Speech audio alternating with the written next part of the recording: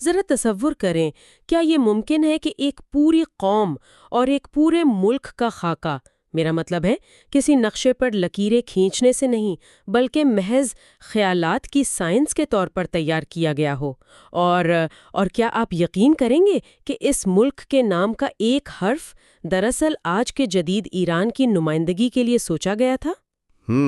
یہ سن کر واقعی کافی حیرت ہوتی ہے، لیکن تاریخ کے اوراق میں ایسی ہی دلچسپ حقیقتیں چھپی ہیں۔ جی ہاں، تو یہ وہ سوالات ہیں جو ہمیں یہ سوچنے پر مجبور کرتے ہیں کہ آخر ایک ریاست جس کی بنیاد صرف ایک فلسفے پر رکھی گئی ہو، وہ دنیا کے مشکل ترین جغرافیائی اور جیو پولیٹیکل حالات میں خود کو کیسے زندہ رکھتی ہے۔ دی ڈیپ ڈائیو کے آج کے اس تفصیلی جائزے میں خوش آمدید۔ بہت شکریہ۔ اور آج ہم معاف کیجیے گا، گفتگو کا باقاعدہ آغاز کرنے سے پہلے میں تمام دیکھنے اور سننے والوں سے گزارش کروں گی کہ اگر وہ تاریخ، معیشت اور جغرافیے کے ایسے ہی گہرے اور تنقیدی جائزے مزید دیکھنا چاہتے ہیں تو دی گلوبل انسائٹس یوٹیوب چینل کو ضرور سبسکرائب کریں، اور اگر آج کی یہ تحقیق پسند آئے تو اس ویڈیو کو لائک کرنا مت بھولیے گا۔ بالکل، یہ بہت ضروری ہے، اور آج کا ہمارا یہ مشن انتہائی اہم ہے۔ ہم صرف تاریخ کی کتابوں سے چند واقعات پڑھ کر نہیں سنائیں گے، بلکہ ہم ایک انتہائی پیچیدہ جغرافیائی خطے کی نظریاتی، ثقافتی اور معاشی بنیادوں کو ڈیکوڈ کریں گے۔ صحیح، یعنی ایک مکمل تصویر دیکھنے کی کوشش کریں گے۔ جی بالکل، ہم یہ سمجھنے کی کوشش کریں گے کہ نظریات کیسے زمین پر اترتے ہیں، جغرافیہ کیسے ثقافت کو قید کرتا ہے، اور عالمی جیو پالیٹکس کیسے کسی ملک کی معیشت کے غبارے میں ہوا بھرتی ہے یا اسے پنکچر کر دیتی ہے۔ چلیں اس بات کو تھوڑا کھولتے ہیں۔ ہمارے ذرائع بتاتے ہیں کہ جب بھی اس ملک کی بنیاد کی بات ہوتی ہے تو لفظ آئیڈیالوجی کا استعمال بار بار کیا جاتا ہے۔ بالکل۔ لیکن حیرت کی بات یہ ہے کہ یہ لفظ سب سے پہلے ایک فرانسیسی فلسفے ڈسٹی ڈے ٹریسی نے متعارف کرایا تھا، جس کا مطلب تھا خیالات کی سائنس۔ تو میرا سوال یہ ہے کہ فرانسیسی انقلاب کے دور کا یہ تصور برصغیر میں ایک باقاعدہ ملک بنانے کا جواز کیسے بن گیا؟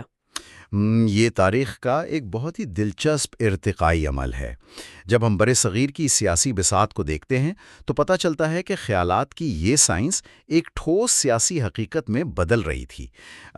بی آر امبیڈکر کو تو آپ جانتی ہی ہوں گی۔ جی ہاں، ہندوستانی آئین کے معمار سمجھے جاتے ہیں۔ بالکل، تو انہوں نے دو قومی نظریے کی اصطلاح کو محض ایک جذباتی نعرے کے طور پر نہیں بلکہ ایک سیاسی اور سماجی مسئلے کے واضح حل کے طور پر اپنی تحریروں میں پیش کیا۔ امبیڈکر نے یہ تسلیم کیا کہ یہ دراصل دو الگ سماجی حقیقتیں ہیں۔ اچھا، لیکن اگر ہم جغرافیائی تقسیم کی بات کریں تو اس کی پہلی بین الاقوامی تجویز تو 1917 میں سامنے آئی تھی نا؟ جی ہاں، اور یہ ایک بہت کم معلوم حقیقت ہے۔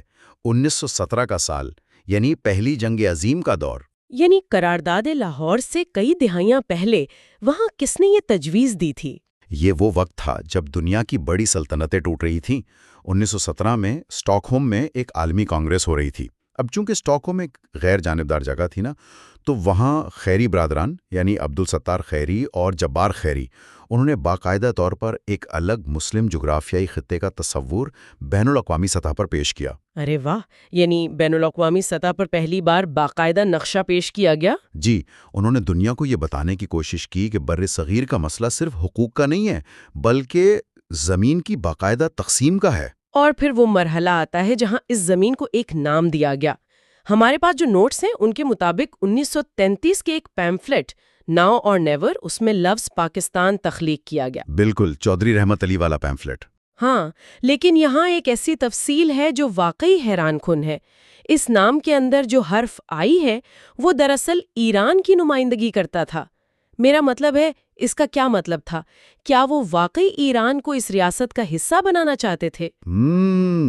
یہاں سب سے دلچسپ بات یہ ہے کہ 1930 کی دہائی کے جو مسلم مفکر تھے وہ ایک بہت بڑے پین اسلامک خواب کے زیر اثر تھے۔ اچھا، پین اسلامک یعنی پورے خطے کے مسلمانوں کو جوڑنا؟ جی بالکل، وہ صرف مقامی خطے نہیں بلکہ پورے وسیع خطے کے مسلمانوں کو ایک لڑی میں پرونے کا تصور کر رہے تھے۔ ایران کا اس نام میں شامل ہونا دراصل اسی وسیع تر سوچ کی عکاسی تھا۔ اسی فلسفے کو 1930 کے مشہور خطبے میں ایک سماجی ڈھانچے کی شکل دی گئی۔ اعلیٰ آباد کے خطبے کی بات کر رہے ہیں آپ؟ جی ہاں، اس خطبے میں یہ واضح کیا گیا کہ اسلام محض پوجا پاٹ کا مذہب نہیں ہے، بلکہ یہ ایک مکمل سماجی اور ریاستی ڈھانچہ ہے جو ایک خاص اخلاقی نصب العین کی بنیاد پر کھڑا ہوتا ہے۔ یہاں مجھے ایک الجھن ہے۔ ملک تو 1947 میں بن گیا نا، لیکن ہمارے مواد کے مطابق ریاستی ڈھانچے کی باقاعدہ نظریاتی بنیاد 12 مارچ 1949 کو قرارداد مقاصد کی صورت میں منظور ہوئی۔ بالکل ایسا ہی ہے۔ تو اس کا مطلب ہے کہ ملک بننے کے 2 سال بعد تک وہ یہ طے کر رہے تھے کہ ان کا نظریاتی خاکہ کیا ہوگا۔ یہ تو ایک بہت بڑا خطرہ لگتا ہے۔ اس عبوری دور میں معاملات پھر کیسے چل رہے تھے؟ یہ ایک بہت ہی تنقیدی نکتہ ہے۔ دیکھیں، جب نیا ملک وجود میں آیا تو اس کے پاس اپنا کوئی آئین نہیں تھا۔ وہ برطانوی دور کے 1935 کے ایکٹ میں ہی تھوڑی بہت ترامیم کر کے کام چلا رہے تھے۔ اچھا، یعنی پرانے قانون پر ہی گزارا ہو رہا تھا۔ جی، تو قرارداد مقاصد اس لیے اہم تھی کیونکہ اس نے پہلی بار یہ طے کیا کہ اس ملک کی قانون سازی کا حتمی ماخذ کیا ہوگا۔ اسی قرارداد نے وہ نظریاتی پلیٹ فارم مہیا کیا جس پر بعد ازاں 1956 کا پہلا آئین کھڑا کیا گیا، اور جس کے تحت ملک کو باقاعدہ اسلامی جمہوریہ قرار دے کر اس نظریے کو قانونی شکل دے دی گئی۔ بالکل۔ لیکن اگر نظریہ محض خیالات کی سائنس ہے اور بعد میں آئین کی شکل اختیار کرتا ہے، تو یہ فلسفہ سڑکوں پر ایک عوامی تحریک میں کیسے بدل گیا؟ میرا مطلب ہے، کوئی بھی عام انسان صرف کسی فلسفے کی بنیاد پر اپنا گھر بار تو نہیں چھوڑتا نا۔ یہاں ایک اہم سوال پیدا ہوتا ہے اور اس کا جواب ہمیں 1939 کے یوم نجات کے واقعے میں ملتا ہے۔ یوم نجات؟ تھوڑا اس کی تفصیل بتائیں۔ دیکھیں، 1937 کے انتخابات کے بعد جب بر صغیر میں کانگریس کی وزارتیں بنی اور انہوں نے اپنی سخت پالیسیاں نافذ کیں تو مسلمان اقلیت میں ایک شدید سیاسی اور سماجی عدم تحفظ پیدا ہو گیا۔ یعنی خوف اور عدم تحفظ نے بنیاد رکھی۔ جی، جب 1939 میں دوسری جنگ عظیم شروع ہونے پر کانگریس نے استعفے دیے تو مسلمانوں نے جو یوم نجات منایا وہ دراصل وہ لمحہ تھا جب فلسفہ، خوف اور عملی سیاست آپس میں مل گئے۔ وہ نقطہ تھا جہاں لوگوں کو یہ احساس ہوا کہ ان کے ثقافتی اور سماجی حقوق ایک متحدہ نظام میں بالکل محفوظ نہیں رہ سکتے۔ ثقافت اور سماج کا آپ نے ذکر کیا، تو چلیں اب یہ دیکھتے ہیں کہ جب یہ نظریہ زمین پر اترا تو اسے کس طرح کے سماجی ڈھانچے کا سامنا کرنا پڑا، کیونکہ ہمارے مواد کے مطابق اس خطے کا سماجی تانا بانا کسی ایک نظریے کے تحت نہیں بلکہ صدیوں کی مقامی قبائلی روایات کے تحت بنا گیا ہے۔ ہم کیسے اس فرق کو سمجھ سکتے ہیں؟ بالکل، یہ بہت بڑا چیلنج تھا۔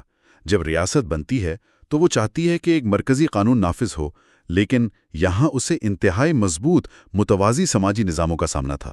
مثال کے طور پر ہم سندھ کی بات کرتے ہیں۔ ہاں، وہاں تو وڈیرے کا نظام کافی مضبوط ہے۔ جی، وہاں کا سماج آج بھی وڈیرا اور پیر کے نظام کے گرد گھومتا ہے، اور یہ محض کوئی زمین کی ملکیت کا نظام نہیں ہے۔ وڈیرا زمین اور معیشت کو کنٹرول کرتا ہے، جبکہ پیر روحانی اور نفسیاتی کنٹرول رکھتا ہے۔ یعنی معاشی اور روحانی طاقت کا گٹھ جوڑ۔ بالکل، یہ دونوں مل کر ایک ایسا گٹھ جوڑ بناتے ہیں جسے توڑنا کسی بھی جدید ریاستی قانون کے لیے تقریباً ناممکن رہا ہے۔ اور اگر ہم مغرب کی طرف بلوچستان جائیں تو وہاں تو ریاستی نظام سے زیادہ قبائلی سرداری نظام کا غلبہ نظر آتا ہے، جہاں تمندار یا نواب ہی علاقے کا حتمی حکمران ہوتا ہے۔ جی، بلوچستان کا سماجی ڈھانچہ اور بھی پیچیدہ ہے۔ اور اس کے بعد پشتونوں کا ضابطہ حیات ہے جسے پختون ولی کہا جاتا ہے۔ اس میں ننواتیں جیسی حیرت انگیز روایات شامل ہیں، جس کا مطلب ہے کہ اگر آپ کا بدترین دشمن بھی آپ کے در پر آ کر پناہ مانگ لے تو آپ پر فرض ہے کہ آپ اسے پناہ دیں۔ بالکل، اور یہ روایات صدیوں سے ان کی زندگی کا حصہ ہیں۔ اس کے علاوہ تنازعات کے حل کے لیے وہاں جرگہ کا نظام بھی موجود ہے۔ لیکن کیا آج کے جدید دور میں ایک ریاست کے اندر یہ جرگے محض پرانی روایات کا بوجھ نہیں ہے؟ اگر ہم اسے وسیع تر تناظر میں دیکھیں تو جرگہ محض ایک پرانی روایت نہیں ہے، بلکہ یہ ایک انتہائی مؤثر متوازی انصاف کا نظام ہے۔ حقیقت یہ ہے کہ ان دور دراز پہاڑی اور قبائلی علاقوں میں جہاں جدید ریاست کا پولیس یا عدالتی نظام پہنچنے میں ناکام رہا یا بہت مہنگا ثابت ہوا نا، تو وہاں لوگوں کو فوری اور سستے انصاف کی ضرورت تھی۔ تو جرگہ اس خلا کو پر کرتا ہے۔ جی، قبائلی عمائدین کی یہ کونسل اسی لیے کام کرتی ہے۔ ہاں، اس میں ونی یا سوارا جیسی روایات بھی ہیں جہاں دو خاندانوں کے تنازعات ختم کرنے کے لیے لڑکیوں کے رشتے زبردستی طے کر دیے جاتے ہیں، جو کہ جدید انسانی حقوق کے تناظر میں یقیناً شدید متنازع ہیں۔ بالکل، ان پر شدید تنقید ہوتی ہے، لیکن میکانزم کے لحاظ سے یہ نظام اس لیے زندہ ہیں کیونکہ ریاست کی اپنی عملداری وہاں کمزور رہی ہے۔ اچھا، اس کھردرے اور سخت قبائلی نظام کے ساتھ ساتھ ایک انتہائی تخلیقی اور نرم پہلو بھی تو ہے، خاص طور پر اگر بلوچی زبان و ادب کی بات کی جائے تو یہ ایک خالص سینہ بسینہ چلنے والی روایت رہی ہے۔ جی، زبانی ادب کا بہت بڑا خزانہ ہے وہاں۔ ہانی اور شیخا مرید یا میر بیورغ اور گراناز کی داستانیں یہ محض رومانوی کہانیاں نہیں ہیں، بلکہ یہ ان کے ضابطۂ حیات کا عکس ہے۔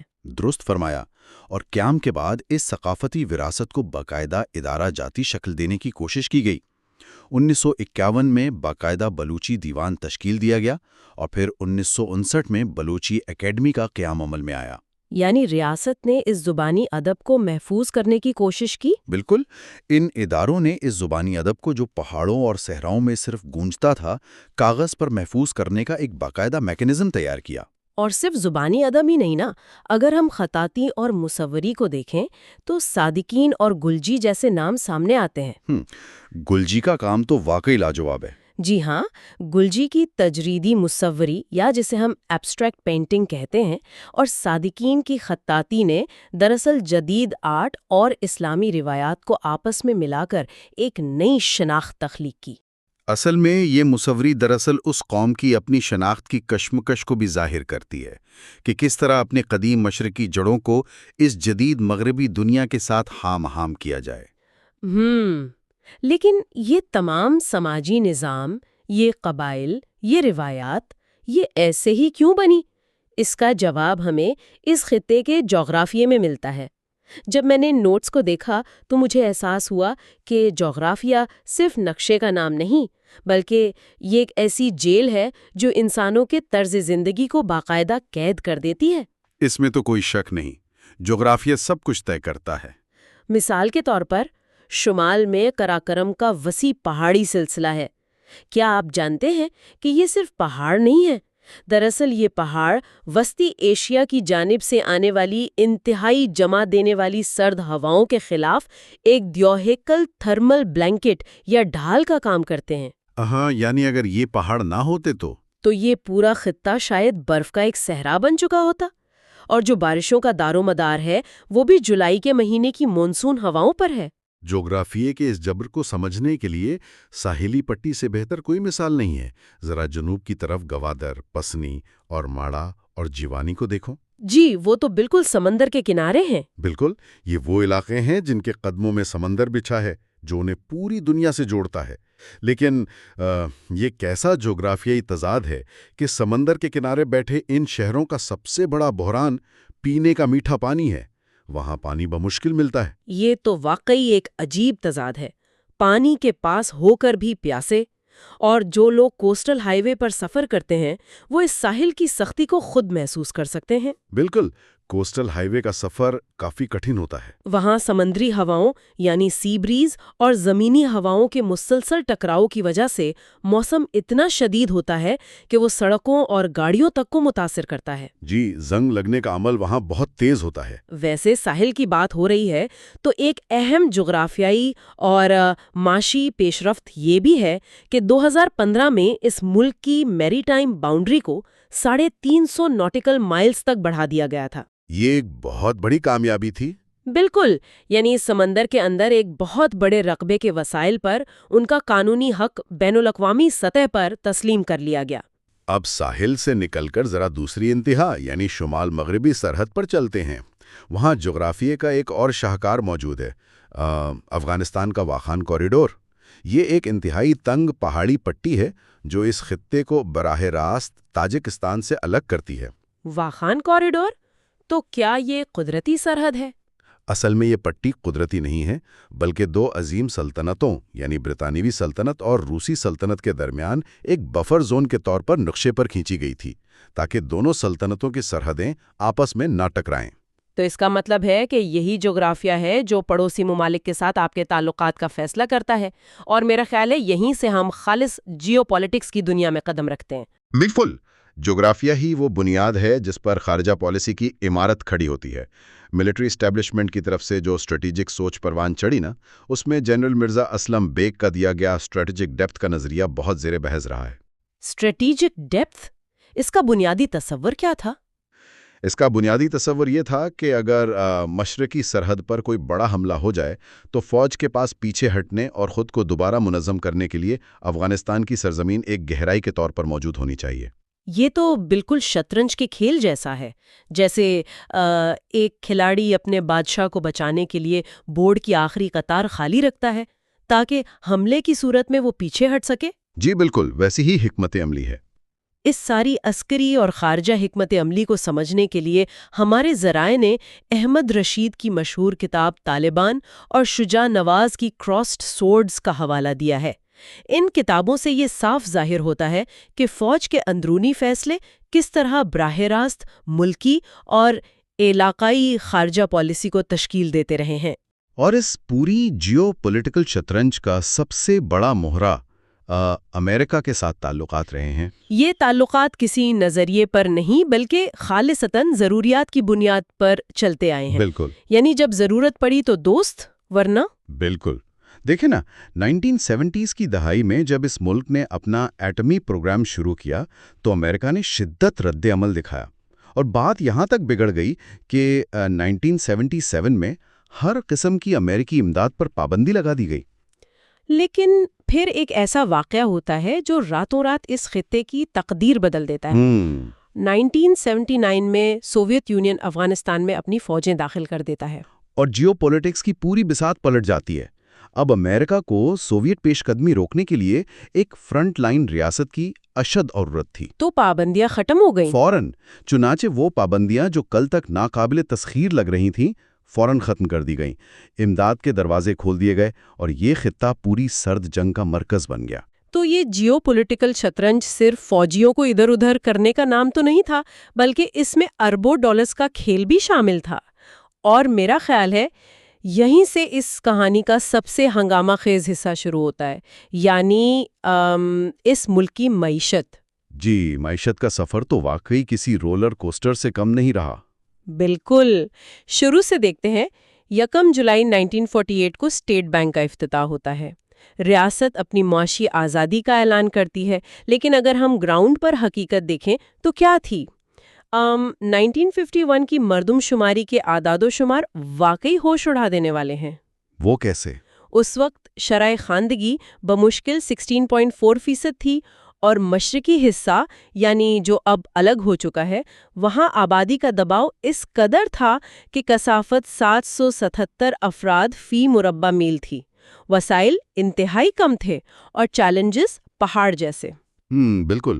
ان ابتدائی مشکل سالوں کے بعد 1960 کی دہائی میں ریاست نے صنعتی پہیہ گھمانے کا باقاعدہ فیصلہ کیا۔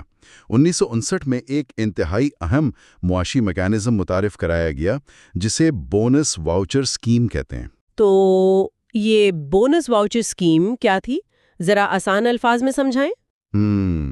آسان الفاظ میں یوں سمجھیں کہ جو بھی صنعت کار اپنا مال بیرون ملک برآمد کرے گا، حکومت اسے زر مبادلہ کے بدلے ایک بونس واؤچر دے گی۔ اب وہ صنعت کار اس واؤچر کو کسی دوسرے درآمد کنندہ جسے غیر ملکی مشینری منگوانے کے لیے زر مبادلہ چاہیے، اوپن مارکیٹ میں ایک پریمیم پر بیچ سکتا تھا۔ اوہ اچھا، تو اس کا مطلب ہے کہ ریاست نے کرنسی کا ایک قانونی اور متوازی سیکنڈری بازار بنا دیا جس نے ایکسپورٹرز کو دوہرا منافع کمانے کا لالچ دیا۔ بالکل، اور اسی زبردست ترغیب کی وجہ سے دوسری 5 سالہ مدت میں زبردست نجی سرمایہ کاری اور صنعتی ترقی دیکھنے میں آئی۔ لیکن پھر 1970 کی دہائی میں تو معاشی فلسفہ یکسر بدل گیا نا۔ 1972 میں نیشنلائزیشن کی پالیسی آ گئی۔ حکومت نے نجی صنعتوں، بینکوں اور تعلیمی اداروں کو راتوں رات سرکاری تحویل میں لے لیا۔ اور اس کا میکانزم معاشت کے لیے بہت تباہ کن ثابت ہوا۔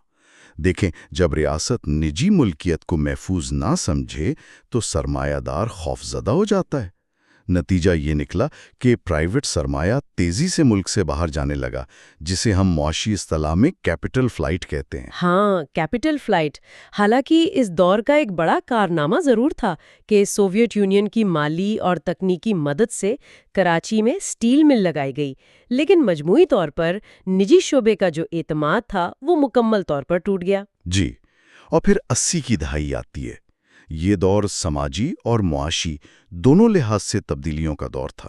جی، 1980 میں زکوٰۃ و عشر آرڈیننس لایا گیا اور پھر 1981 میں بینکوں میں PLS یعنی profit and loss sharing accounts شروع کیے گئے تاکہ معیشت کو اسلامی اصولوں کے قریب لایا جا سکے۔ بالکل، لیکن جب ہم 80 کی دہائی کے معاشی اعداد و شمار دیکھتے ہیں نا، تو GDP کی گروتھ واقعی آسمان سے باتیں کر رہی تھی۔ ہاں، اس کی کیا وجہ تھی؟ کیا اچانک ملک میں کوئی صنعتی انقلاب آ گیا تھا؟ یہاں سب سے دلچسپ بات یہ ہے کہ وہ کوئی صنعتی انقلاب نہیں تھا، بلکہ وہ ترقی ایک سراب تھی۔ 80 کی دہائی میں جو زبردست معاشی شرح نمو نظر آتی ہے، اس کی بنیادی طور پر دو وجوہات تھیں۔ پہلی، افغان جنگ کی وجہ سے امریکہ اور مغربی دنیا کی جانب سے آنے والی بے تحاشا غیر ملکی امداد، اور دوسری بڑی وجہ مشرق وسطیٰ میں کام کرنے والے مزدوروں کی جانب سے بھیجی جانے والی ترسیلات زر یعنی ریمیٹنسز تھیں۔ لوگوں کے پاس پیسہ آیا، انہوں نے گاڑیاں خریدیں، پلاٹ خریدے، لیکن ملک کے اندر فیکٹریاں یا کوئی بنیادی صنعتی ڈھانچہ کھڑا نہیں ہوا۔ یہ ایک ایسی معیشت تھی جو مکمل طور پر بیرونی ذرائع کی محتاج تھی۔ اور کیا کمال کی بات ہے کہ وہی محتاجی آج بھی ہمیں نظر آتی ہے۔ اگر ہم موجودہ منظر نامی یعنی 2024 کو دیکھیں تو معیشت کو دیوالیہ ہونے سے بچانے کے لیے آج بھی IMF کی ایکسٹینڈڈ فنڈ فیسلٹی یعنی EFF کے انجیکشنز لگائے جا رہے ہیں۔ جی، IMF کے بغیر تو گزارا ہی نہیں۔ اور سننے والوں کے لیے اس کی سب سے بڑی اور عام روزمرہ کی مثال ان کا بجلی کا بل ہے۔ آج بجلی کی پیداوار کا ایک بہت بڑا حصہ تھرمل ذرائع پر انحصار کرتا ہے، یعنی درآمد شدہ گیس، کوئلے اور تیل پر۔ جب آپ دنیا سے ڈالر دے کر مہنگا تیل منگوائیں گے تو آپ کا تجارتی خسارہ بھی بڑھے گا اور عوام کے لیے بجلی بھی مہنگی ہوگی۔ بالکل درست۔ تو یہاں بات واقعی دلچسپ ہو جاتی ہے۔ جب ہم اس پوری معاشی تاریخ کو دیکھتے ہیں تو کیا ہماری معاشی ترقی ہماری اپنی صنعت کا کمال رہی ہے یا ہم محض عالمی حالات کی لہروں پر سوار رہے ہیں؟ میرا مطلب ہے، جب دنیا میں جنگ ہوتی ہے ہمیں ڈالر مل جاتے ہیں، معیشت چل پڑتی ہے، اور جب دنیا کی توجہ ہٹتی ہے ہم پھر سے بحران کا شکار ہو جاتے ہیں۔ آپ نے بالکل درست تجزیہ کیا۔ آج کے اس پورے جائزے کا سب سے بڑا سبق ہی یہی ہے کہ ریاست کی یہ تمام پہلو، اس کا نظریہ، قبائلی ثقافت، جغرافیہ اور معیشت، یہ الگ الگ خانوں میں نہیں رہتے۔ یہ کسی مکڑی کے جالے کی طرح آپس میں جڑے ہوئے ہیں۔ سب ایک دوسرے سے منسلک ہیں۔ جی، جغرافیہ آپ کی خارجہ پالیسی طے کرتا ہے۔ وہ خارجہ پالیسی عالمی طاقتوں سے ڈالرز لاتی ہے اور وہ ڈالرز آپ کی معیشت کا ہجوم بناتے ہیں۔ جب آپ معیشت کو اس طرح مصنوعی سہاروں پر چلاتے ہیں تو معاشرے کے اندر شدید سماجی اور ثقافتی عدم مساوات پیدا ہوتی ہے۔ واقعی، کوئی بھی شخص جو آج کے دور میں خبریں پڑھتا ہے نا، وہ معلومات کے ایک سمندر میں غوطے کھا رہا ہوتا ہے۔ لیکن ہمارا اس پروگرام کا مقصد آپ کو صرف یہ بتانا نہیں تھا کہ کیا ہوا ہے، بلکہ ہم یہ سمجھانا چاہتے تھے کہ وہ واقعات کیوں اور کیسے ہوئے، کیونکہ جب تک ہم ان میکینزمز کو نہیں سمجھیں گے ہم محض سطح پر تیرتے رہیں گے۔ اور یہی گہری اور تنقیدی سوچ کا تقاضا ہے کہ ہم ماضی کے حقائق کو بالکل غیر جانبداری سے دیکھیں۔ تاریخ کوئی جذباتی کہانی تو ہوتی نہیں ہے، یہ کاز اینڈ ایفیکٹ کی سائنس ہے۔ بالکل۔ آج کی اس نشست کو ختم کرنے سے پہلے میں چاہوں گی کہ ہم سب ایک گہرے سوال پر غور کریں۔ آج ہم نے دیکھا کہ کیسے اس ملک کی سب سے بڑی معاشی کامیابیاں اپنے داخلی پیداواری ڈھانچے کے بجائے بیرونی تنازعات پر کھڑی رہیں، جیسے کہ 80 کی دہائی کی افغان جنگ کی امداد۔ جی، یہ واقعی غور طلب بات ہے۔ تو سوال یہ پیدا ہوتا ہے، جب دنیا کی جیو پولیٹیکل توجہ اس خطے سے مکمل طور پر ہٹ جائے گی اور دنیا کو یہاں کسی پراکسی وار کی ضرورت نہیں رہے گی، تو اس قوم کے معاشی مستقبل کا کیا ہوگا؟ کیا یہ ملک آخرکار اپنی زمین اور صنعت سے کچھ پیدا کر پائے گا یا محض کسی نئے عالمی تنازع کا انتظار کرے گا؟ یہ وہ تلخ لیکن ضروری سوال ہے جس کا جواب تلاش کیے بغیر آگے بڑھنا ممکن ہے۔ بے شک۔ اگر آج کے اس گہرے مطالعے نے آپ کے ذہن کی کھڑکیاں کھولی ہیں اور آپ کو تاریخی اور معاشی حقائق کو ایک نئے زاویے سے دیکھنے پر مجبور کیا ہے، تو مزید ایسی ہی معلوماتی ویڈیوز کے لیے دی گلوبل انسائٹس یوٹیوب چینل کو لازمی سبسکرائب کریں۔ اس ویڈیو کو لائک کریں اور اسے ان دوستوں کے ساتھ شیئر کریں جو واقعی چیزوں کو گہرائی میں سمجھنا چاہتے ہیں۔ اگلی بار تک کے لیے سیکھنے اور سوال کرنے کا یہ سفر جاری رکھیں۔ خدا حافظ۔